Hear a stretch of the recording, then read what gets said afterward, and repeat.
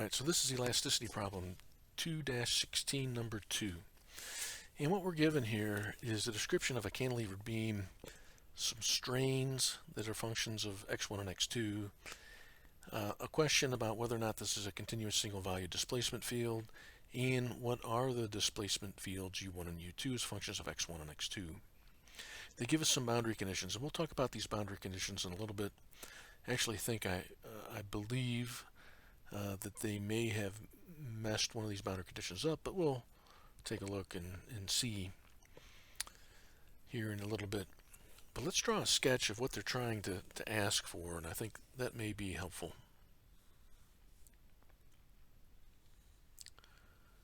So they're talking about a beam that's a cantilevered beam. So here we have a load like this. They say the x1 axis is coinciding with the central longitudinal axis of the beam. And then the x2 axis is such that it goes in the same direction as the load. So I believe this is what their coordinate system is looking like. The z-axis then would point into the page as we have it here. Okay, now the length of the beam is L. Okay, so that's the axis that goes that way. And let's see what it says about the distance little a. It has a depth of 2 little a. So that means it's something like this. So it's a rectangular shape. It's a plane stress problem. And then over here on x1 equal to L and x2 is equal to 0, so that means at the midplane, they're saying that there is no displacement in the one direction, that's left and right. There's no displacement in the up and down direction, that's the u2. And they're saying that the partial derivative of u1 with respect to x2 is equal to 0. Now if this was a beam problem in mechanics and materials, we would say that the deflection v prime would be equal to 0. That would be the partial derivative of u2 with respect to x1 would be equal to 0 on the right hand side. And I can't really tell in this problem if they really want that or if they want what they stated in this problem. Let's go with what they have and let's see if that causes any issues at the end of this problem. Alright, so it says, show that the continuous single value displacements u1 and u2 are possible. Are they compatible?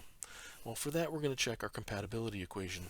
Our compatibility equation in terms of strains is the second partial derivative epsilon 1 with respect to x2 twice, plus the second partial derivative epsilon 2 with respect to x1 twice. And that would be equal to, in terms of the engineering, in terms of the tensorial shearing strain, 2 times the second partial derivative of epsilon 2 with respect to x1 and x2. Now if we look at these, this one is a function of only x1 and x2. Its second partial derivative with respect to x2 would be 0. Second partial derivative of this one with respect to x1 would be 0. And then when we finally get to taking the mixed partial derivative, that would be 0. So our compatibility condition does check upon inspecting these partial derivatives. You'll probably want to go ahead and formally show how these work out for part of your homework problem. Alright, let me save that here, and then let's look at the second part, part B. Alright, now what we're going to end up doing on part B is we're going to want to find the displacement functions, and we know what the strain fields are. And they specifically said small displacement theory. So we're going to only have the first order partials, and we'll write those down in a little bit. Let's just go ahead and write them down right now. So for example, the partial derivative of epsilon 1, epsilon 1 is the partial derivative of the displacement u1 with respect to x1. Epsilon 2 is the partial derivative of u2 with respect to x2. And if we want to take and find, we can do it this way in terms of 2 epsilon 2 or gamma 2.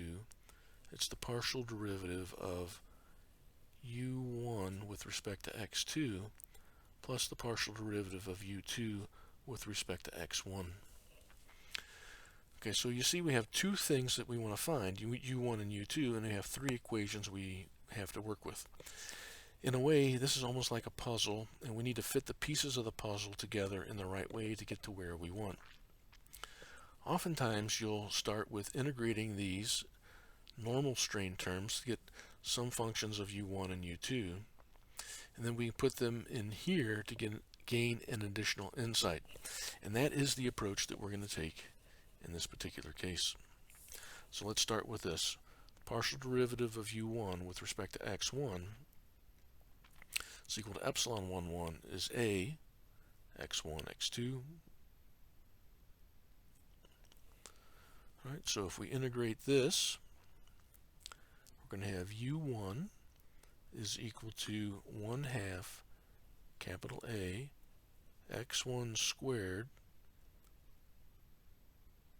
x2, and we could have an arbitrary function of x2. So when we take the partial derivative of this with respect to x1, this is all we're left with. Now inside this arbitrary function of x1 could be a constant of integration. Alright, now we're going to take a look at the second term. The strain epsilon 2, 2 is the partial derivative of u2 with respect to x2.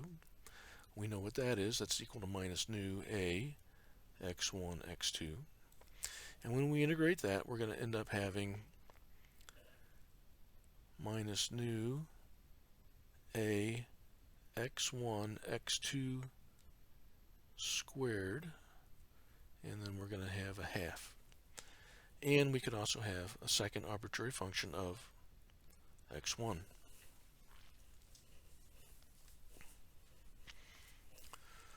Alright, our gamma 1, 2 is equal to 2 epsilon 1, 2.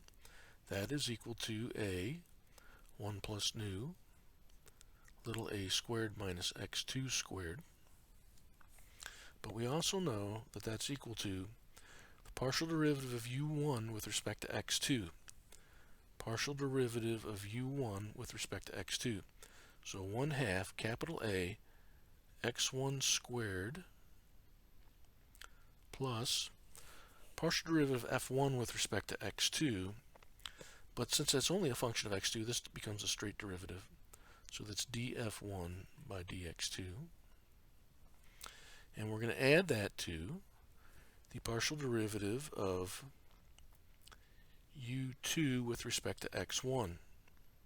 So we're going to have a minus 1/2 nu a x2 squared plus straight derivative of f2 with respect to x1. By the same reasoning as what we had when we talked about the partial of f1 with respect to x2.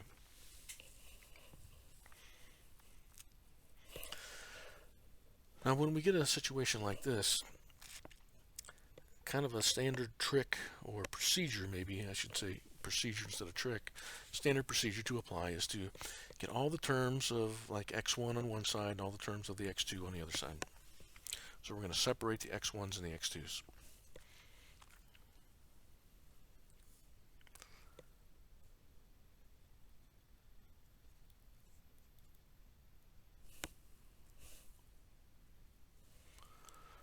Alright, so let's put the x2s on this side. We're leading off with that first term.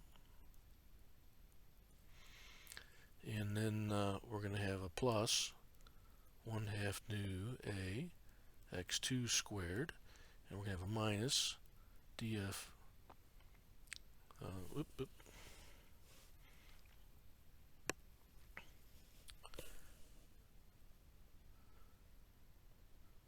we have a minus this term df1 dx2, and on the other side I have all the terms with the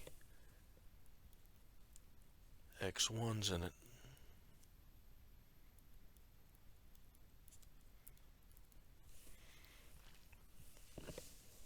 Alright, so that's what we have here. And I'm going to make a little bit of room, and then we'll talk about that equation. Okay, so the only way that this equation can be true, since we have functions of x2 equal to functions of x1, is if both sides are a constant. So the left-hand side and the right-hand side have to be the same constant value. We'll call that C1. All right, so let's work with that. We're going to look at the left-hand side. A1 plus nu a squared minus x2 squared plus 1/2 nu a x2 squared minus df1 dx2 is equal to a constant C1. Let's solve for the function, or the derivative of the function f1 with respect to x2. That would be equal to a1 minus 1 plus nu little a squared minus x2 squared minus c1. We can actually integrate this to find a function for f1. f1 would be equal to those terms, a squared x2, and then we're going to have a minus x2 cubed over 3.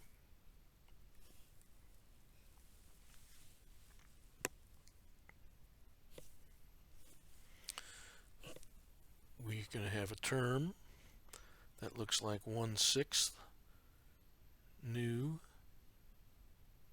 a x2 cubed, and actually I needed to have that term here.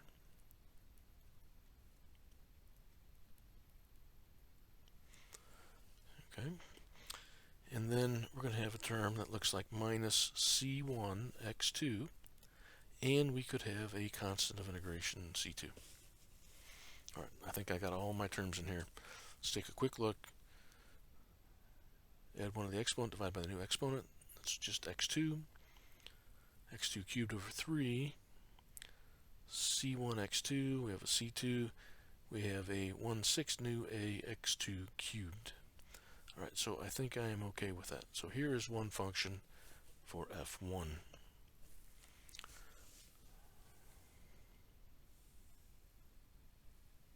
All right, let's take a look and do a similar thing for f2. So now we're going to look at the left-hand side of this expression. 1/2 a x1 squared plus derivative of f2 with respect to x1 is equal to the constant c1. So derivative of 2 with respect to x1 is equal to c1 minus 1/2 capital A x1 squared. We're going to take we're going to integrate this, so f2 is going to be equal to a c1 x1 minus 1/2 a x1 cubed divided by 3, so let's make this a 6.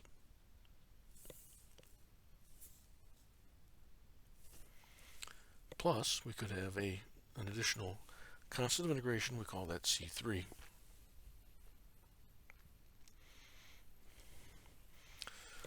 All right, let's write down what we have so far. Now that we know what f1 and f2 are, let's write down our functions as they stand for u1 and u2. Let me pause and we'll get that ready. All right, so we had, let me write it over here, u1 equal to 1/2 capital A x1 squared x2 plus f1.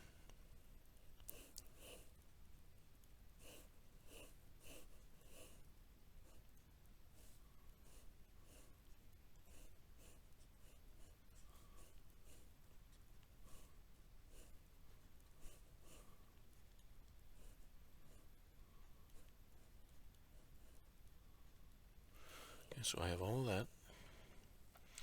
And then I said that u2 was equal to minus 1/2 nu capital A x1 x2 squared plus f2.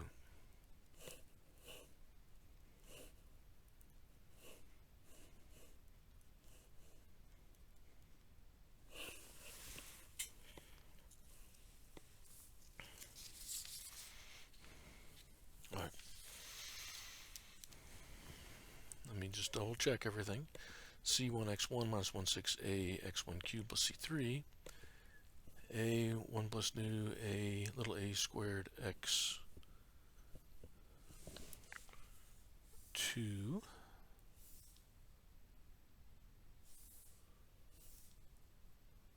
Fix that. Minus x2 cubed over 3 plus 16 nu capital A x2 cubed minus c1x plus c2. Okay. I think I have that correct now.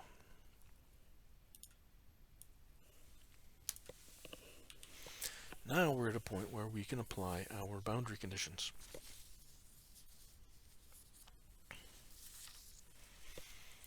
Alright, so one of our boundary conditions says that u1 is equal to 0 on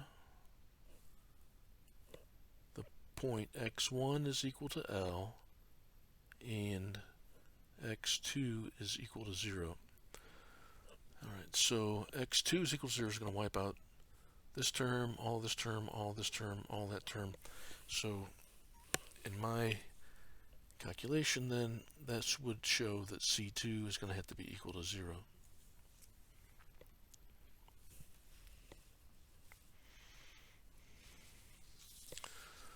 Our other boundary condition is that U2 is equal to 0 on x1 is equal to L and x2 is equal to 0.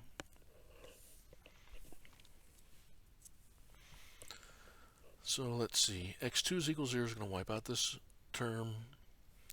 Looks like we're going to get some contribution here.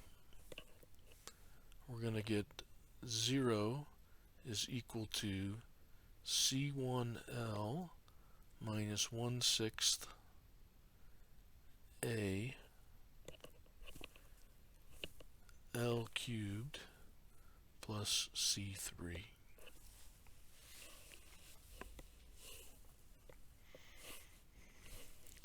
We have one more boundary condition, and let's go with what they tell us is the boundary condition. Partial of u1 with respect to x2.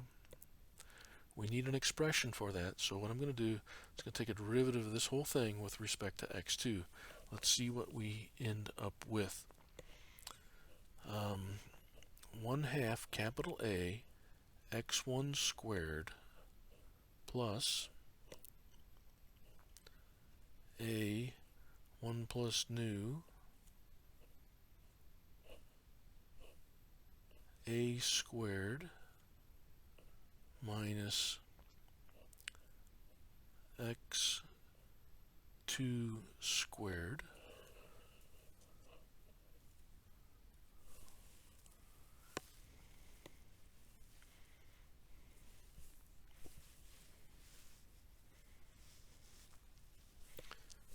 check that here in a second. And then we're going to have a plus 3 times 6 nu a x2 squared minus c1. All right, let me pause and check this. All right, so I think I'm okay so far. So let's plug in the boundary condition. Now, the boundary condition says that partial of u1 with respect to x2 is equal to 0 on on x1 equal to L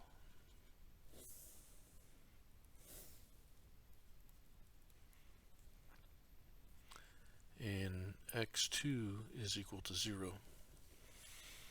Alright, so 0 is going to be equal to 1/2 AL squared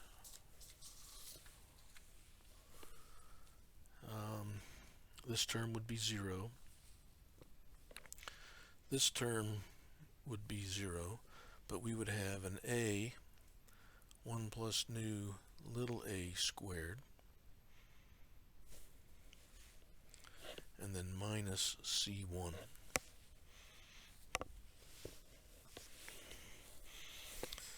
Alright, so what does that do for us? It allows us to solve for the constant C1.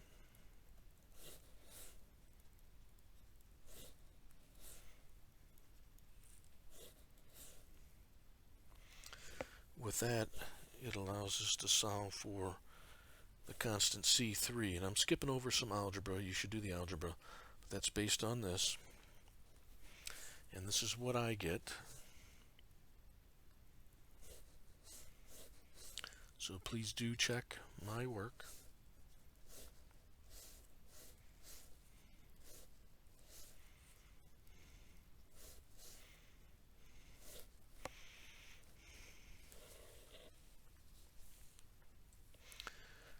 And with that, we know that C2 is equal to 0 if this is correct for C1 and if this is correct for C3. Now we have completed everything we need to know to find the equations for U1 and U2.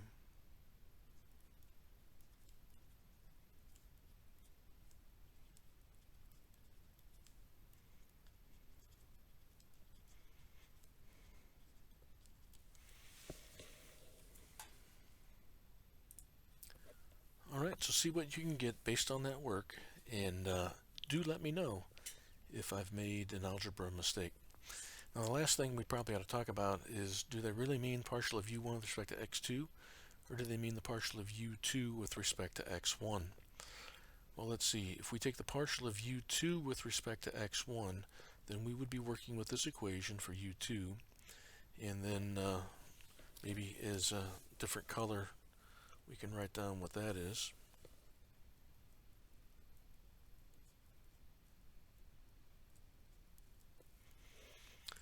So I would have minus 1/2 nu a x2 squared plus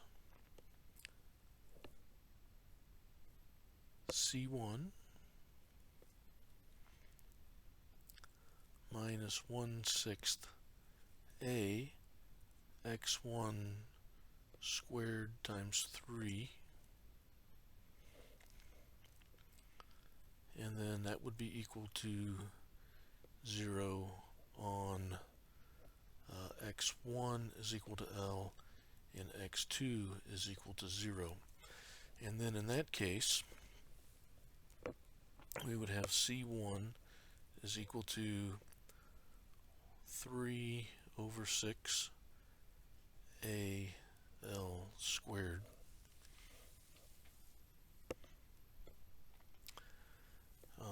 So in any event, it's hard to tell exactly what they mean, but it would seem unusual for me to have a partial derivative of U1 with respect to x2.